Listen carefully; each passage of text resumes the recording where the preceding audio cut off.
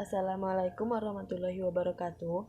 Perkenalkan, kami dari kelompok 4 ingin mempresentasikan hasil dari diskusi kami mata kuliah patologi tentang karyotipe genosom. Sebelum saya menyampaikan materi, sebaiknya saya memperkenalkan anggota kelompok saya, yaitu perkenalkan saya Depa Nopri, NIM 1901011005 sebagai moderator, dan Melia Sari NIM 1901011007 sebagai materi, dan yang terakhir Aprila Dewi Putri NIM 1901011004 sebagai pemateri. Materi pertama yang akan dijelaskan oleh saya sendiri, yaitu perubahan jumlah kromosom 1 aneuploid dan popiloid. Idealnya, benang-benang gelendong meiotik mendistribusikan kromosom pada sel-sel anak tanpa kesalahan. Tetapi ada kalanya terjadi kecelakaan disebut non-disjungsi, di mana bagian-bagian dari sepasang kromosom yang homolog tidak bergerak memisah diri sebagaimana mestinya pada waktu meiosis 1, atau di mana kromatid saudara gagal berpisah selama meiosis 2. Non-disjungsi dapat juga terjadi selama mitosis. Jika kesalahan seperti itu berlangsung di awal-awal perkembangan embrionik, maka kondisi aneuploid ini diteruskan oleh mitosis kepada sejumlah besar sel, dan ini bisa berdampak bagi organisme tersebut. Selanjutnya, kasusnya satu gamet menerima dua jenis kromosom yang sama dan satu gamet lainnya tidak mendapatkan salinan sama sekali. Kromosom-kromosom lainnya biasanya terdistribusi secara normal. Jika salah satu dari antara gamet-gamet yang menyimpang ini bersatu dengan gamet normal pada waktu pembuatan, keturunannya akan memiliki jumlah kromosom yang normal, disebut dengan aneuploid.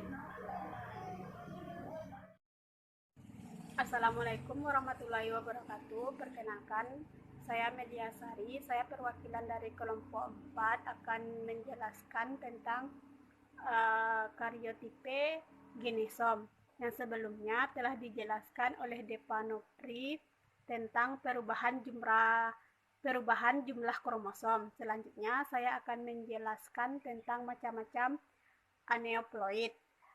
Yang pertama, monosomik, yaitu mutasi karena kekurangan satu kromosom, kemudian mitosis dan meneruskan anomali ini ke semua sel embrionik.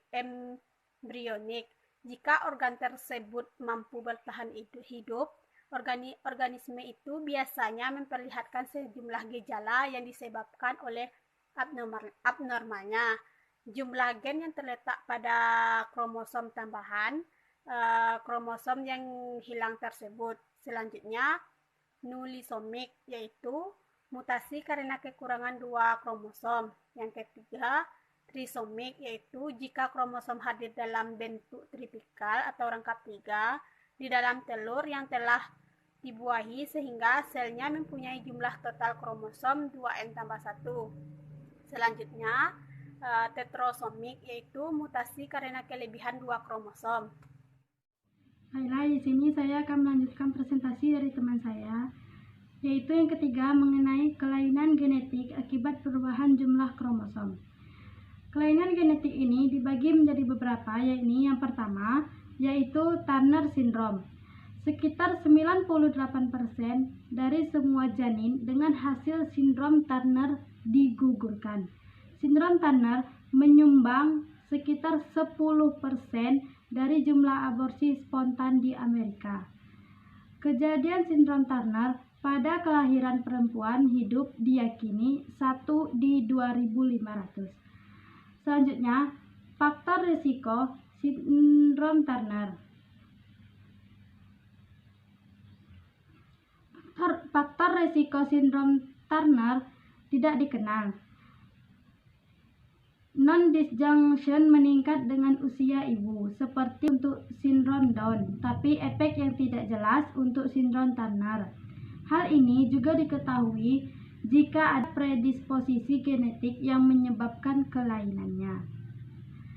Selanjutnya, diagnosis sindrom Turner. Sindrom Turner dapat didiagnosis dengan amniocentesis selama kehamilan. Kadang-kadang, janin dengan sindrom Turner diidentifikasi oleh temuan USG abnormal atau cacat jantung, yaitu kelainan ginjal, hygrokritis atau asites.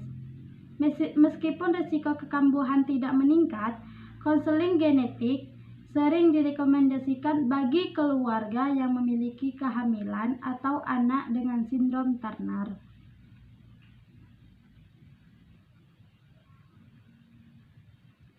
Jumlah kromosom 45 dan kehilangan satu kromosom seks. Yang pertama, pasien dengan sindrom Turner perempuan, tapi tidak berkembang ovumnya atau dysgenesis ovarikular. Yang kedua, penderita sindrom Turner cenderung berciri fisik tertentu seperti bertubuh pendek, kehilangan lipatan kulit di sekitar leher, pembengkakan pada tangan dan kaki, wajah menyerupai anak kecil, dan dada berukuran kecil. Beberapa penyakit cenderung menyerang penderita sindrom ini, di antara penyakit kardiovaskular, penyakit ginjal, dan tiroid. Selanjutnya, sebagian besar penderita sindrom ini tidak memiliki kelatar belakangan intelektual, namun dibandingkan wanita normal, penderita memiliki kemungkinan yang lebih besar untuk menderita keterbelakangan intelektual. Yang kedua, yaitu Jacob syndrome. Sindrom laki-laki super ditemukan oleh P.A. Jacob tahun 1965. Pada sindrom XYY, seorang bayi laki-laki terlahir dengan kelebihan kromosom. Sindrom ini terjadi pada manusia dengan berjenis kelamin laki-laki. Sindrom XYY merupakan kelainan yang terjadi ketika sel telur dibuahi oleh sel sperma dengan sindrom YY. Sindrom laki-laki super atau 47XYY dapat terjadi ketika sel telur dibuahi oleh sel sperma dengan kromosom YY atau akibat mengalami gagal berpisah pada kromosom seksnya.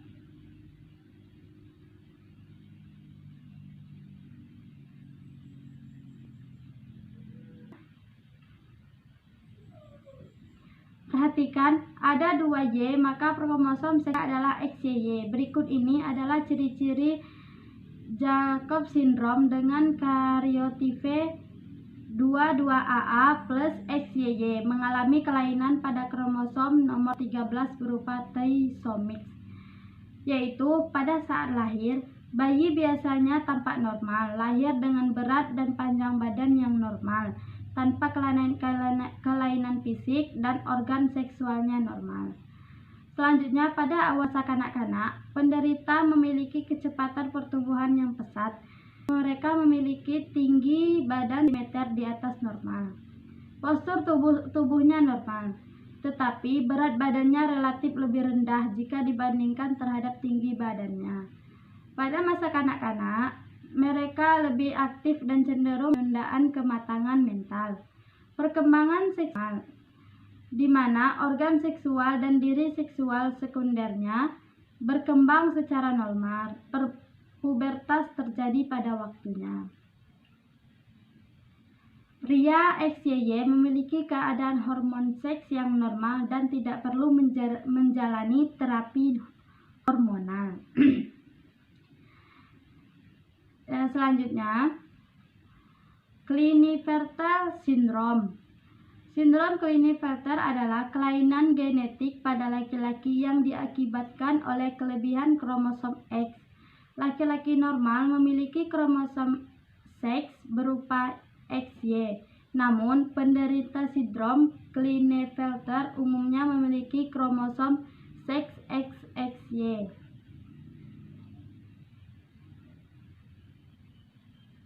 Selanjutnya, penderita sindrom Klinefelter akan mengalami infertilitas, keterbelakangan mental, dan gangguan perkembangan ciri-ciri fisik yang diantaranya berupa ginekomastia atau pembesaran kelenjar susu dan berefek pada perubahan payudara. Penyebab kelebihan kromosom X pada laki-laki terjadi karena terjadinya non-disjungsi meiosis kromosom seks selama terjadi gametogenesis pada salah satu orang tua. Ciri-cirinya yaitu mental. Anak laki-laki dengan kromosom XXY cenderung memiliki kecerdasan intelektual atau EQ di bawah rata-rata anak normal. Fisik, gejala klinis dari sindrom Klinefelter ditandai dengan perkembangan ciri-ciri seksual yang abnormal atau tidak berkembang, seperti testis yang kecil atau aspermatogenesis atau kegagalan memproduksi sperma. Pencegahan. Gejala Klinefelter pada janin jarang sekali terdeteksi kecuali bila menggunakan deteksi sebelum kelahiran atau yang dikenal dengan prenatal detection. Sindrom ini kadang-kadang dapat diturunkan dari ayah penderita Klinefelter ke anaknya. Oleh karena itu, kita perlu dilakukan deteksi sebelum kelahiran. Yang keempat yaitu Down syndrome. Salah satu aneuploid di sindrom Down memengaruhi kira-kira 1 dari setiap 700 anak yang terlahir di Amerika Serikat. Sindrom Down biasanya disebabkan oleh kromosom 21 ekstra, sehingga setiap sel tubuh memiliki total 47 kromosom karena sel-sel itu trisomik untuk kromosom 21.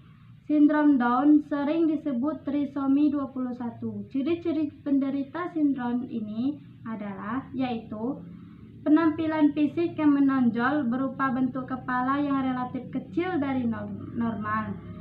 Pada bagian wajah, biasanya tampak sela hidung yang datar, mulut yang mengecil, dan lidah yang menonjol keluar.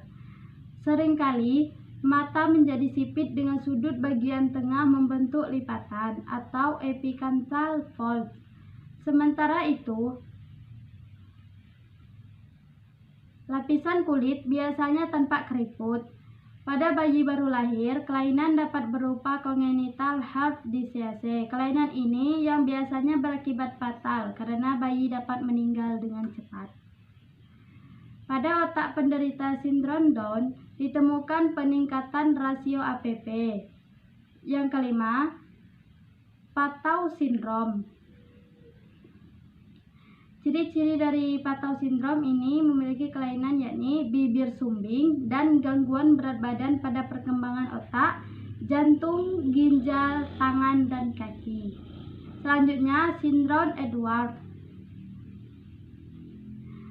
Ciri-ciri penderita sindrom Edwards adalah sebagai berikut. Yang pertama, kepala kecil. Selanjutnya, telinganya cacat. Sempitnya lipatan kelopak mata, sebuah tulang dada pendek. Selanjutnya, sindrom superfamil. Sindrom superfamil ini mempunyai ciri-ciri sebagai berikut, yakni individu ini jelas mempunyai fenotip perempuan, tetapi pada umur 22 ia mempunyai alat kelamin luar seperti kepunyaan bayi. Alat kelamin dalam dan payudara tidak berkembang dan ia sedikit mendapat gangguan mental. Menstruasi tidak teratur. Penelitian Jacobs pada seorang pasien perempuan berusia 37 tahun menyatakan adanya menstruasi yang sangat tidak teratur. Tes seksual kromatis menunjukkan bahwa pasien ini mempunyai 2 buah seks kromatin. Umumnya, penderita lebih tinggi dari perempuan umumnya tetapi berat badan penderita tersebut tidak sebanding dengan tingginya.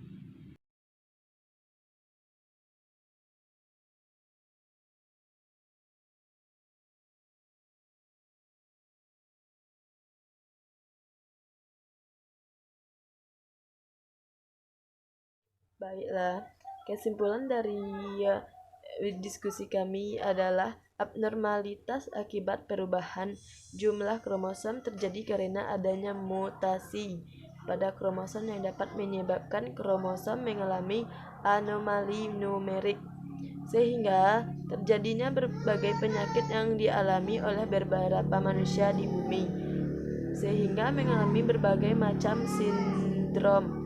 Misalnya sindrom Turner, sindrom Jacob, sindrom Down, sindrom Edwards, sindrom Patau, sindrom Klinefelter, dan yang terakhir sindrom superfamily. Baiklah, itulah hasil dari diskusi kami dari kelompok 4. Jika ada kata-kata atau perbuatan dan tindakan yang salah, kami mohon beribu maaf. Dan saya tutup dengan wassalamualaikum warahmatullahi wabarakatuh.